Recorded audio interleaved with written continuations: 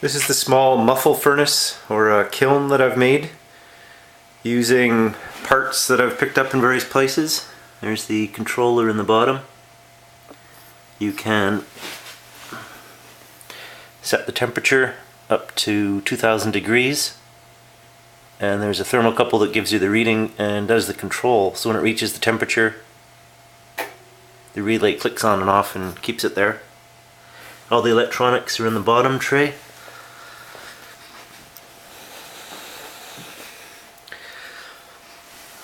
You can see the overall height of it.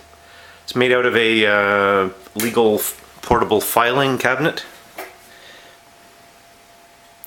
and has a small vent hole in the top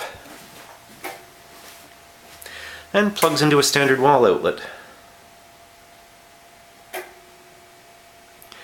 There's a fire brick insulation, and around that is a ceramic wool blanket lining the whole thing. There's a catch on the door here. Gives you an idea of the heat inside. That's up at 1500 degrees. You can see the element glowing. That's routed into a groove in the fire brick. And there's some of the ceramic wool on the door. And when the thing is closed, it's all just, that's cool to the touch still, with the insulation on the side.